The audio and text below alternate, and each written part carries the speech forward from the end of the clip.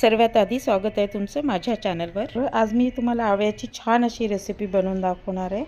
खूप छान आहे, वर्षभर टिकेल अशी। तुम्ही जास्त प्रमाणात बनवली तर त्याच्यासाठी मी 250 ग्रॅम आवळे घेतलेले आहे। तसंच पाणी घेतलेलं आहे, बॉईल करायला ठेवलं आहे आणि चाळणीमध्ये स्वच्छ धुवून असे आवळे ठेवलेले आहे। आता मी झाकून त्याला 10 ते 15 मिनिटं होऊ देते, त्याला स्टीमवर होऊ देते आहे व्यवस्थित। आता झाले छान मस्त असे सुटसुटीत असे छान होऊन गेले बघा, किती छान सुटसुटीत अशा कळ्या निघत आहे। आवळा हा आपल्या शरीरासाठी खूप फायदेकारक आहे, लोह पण मिळतं, रोगप्रतिकार शक्ती पण वाढते, तसंच व्हिटॅमिन सी नी भरपूर आहे। तर आता बघा मी याला मिक्सरच्या पॉटमध्ये क्रश करून घेते, ज्यामध्ये मी 4 चमचे संत्र्याचा ज्यूस टाकलेला आहे। तुम्हाला नसेल अवेलेबल तर नका टाकू, त्याच्या जागी तुम्ही लिंबाचा रस टाकू शकता। मी लिंबाचा रस पण वापरला आहे आणि संत्र्याचा रस पण वापरलेला आहे। बघा मी छान प्लेन असं क्रश करून घेतलं आहे। आता बघा दुसऱ्या वेळी मी लिंबाचा रस टाकते। लिंबाचा रस मी 2 चमचे घेतला आहे, संत्र्याचा रस 4 चमचे घेतला आहे, म्हणजे अर्ध संत्र घेतलं आहे आणि 1 लिंबू वापरलेला आहे। आता ही छान पेस्ट तयार झाली आहे। तूप घेतलं आहे 2 चमचे, पॅनमध्ये टाकलं आणि आता याला होऊ देते, छान असं पॅनमध्ये शिजू देते त्याला व्यवस्थित। ऑलरेडी आवळा शिजलेला आहे, त्याच्यामुळे जास्त वेळ होऊ नाही द्यायचा आहे। आता त्याच्यामध्ये मी पिठी साखर घेतली आहे। पिठी साखर म्हणजे मी खडी साखर येते ती 1 वाटी बारीक करून घेतली, तुम्ही साधी साखर पण वापरू शकता।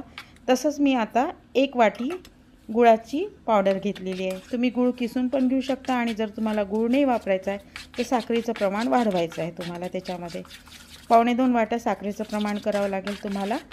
जसा तुमचा पेस्ट तयार झालेला आहे तशाप्रमाणे तुम्हाला वाढवायचं आहे। बघा याच्यामध्ये आता मी छान होऊ देते, याला व्यवस्थित शिजू द्यायचं आहे, कारण आता याला पाकासारखंच तयार झालेलं पाहिजे। म्हणून याच्यामध्ये आता मी चवीसाठी चाट मसाला वापरला आहे, थोडं तिखट, थोडं मी काळं मीठ वापरलेलं आहे, तुम्ही कुठलंही साधं मीठ वापरू शकता। तसंच थोडी जिऱ्याची पावडर किंवा धण्याची पावडर वापरा, त्यानी चव अशी छान खट्टी मिठी होते, म्हणजे खूप छान वाटतं, टेस्टमध्ये एक हटके वाटतो। म्हणून ऑलरेडीच आवळा आंबटच असतो, पण त्याच्यात जो गोडवा आला आहे त्याच्यामध्ये हा फ्लेवर तिखटाचा वगैरे एकदम खाताना असा तोंडामध्ये छान वाटतो। तर बघा आता तयार झालेलं आहे जवळजवळ असं। याच्यातलं पाणी संपत जायचं आहे, जेव्हापर्यंत त्याचा आवाज असा पाण्यासारखा येतो आहे पॅनमध्ये, तर आणि असं पॅनमध्ये हे सोडत जातं, पूर्ण गोळा तयार होऊन जातो छान। तेव्हा आता बघा मी एका पॅनमध्ये बटर पेपर घेतला आहे, नसेल तर साधं तूप लावून त्याला स्प्रेड करून द्या आणि थोडा वेळ याला सेट होऊ द्यायचं आहे। थोड्या वेळाने सेट झालं की तुम्ही याला फ्रीजमध्ये वगैरे नका ठेवू। जर तुम्हाला जास्त कडक बनवायचं आहे तर पाक तुम्हाला होऊ द्यावं लागेल जास्त, मला सॉफ्ट ठेवायचं होतं। तर असं बघा मी छान आता फैलून घेतलं आहे, त्याच्यानंतर मी थोड्या वेळाने याला काढून घेईल बाहेर आणि कट करून घेते।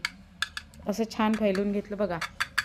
आणि हो, असंच्या असंच जर तुम्ही थोडं आणखी हलकं होऊ दिलं तर तुम्ही एक स्प्रेड म्हणून यूज करू शकता, कशावर ब्रेडवर वगैरे जामसारखं वापरू शकता।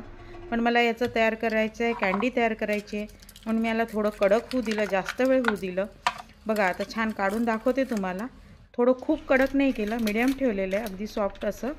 कारण तुम्ही याचा छोटासा तुकडा घेऊन जरी पाण्यामधनं मिक्सरमधनं काढला आणि त्याच्यामध्ये थोडंसं आणखी साखर वाढवली तर छान शरबत पण तयार चांगलं होऊन जाईल आणि वर्षभर टिकतं हे नक्की, याचं खराब नाही होत। ही कँडी अगदी छान, आपण चिंचेची वगैरे कँडी बनवून खातो तशीच खट्टी मिठी होते ही।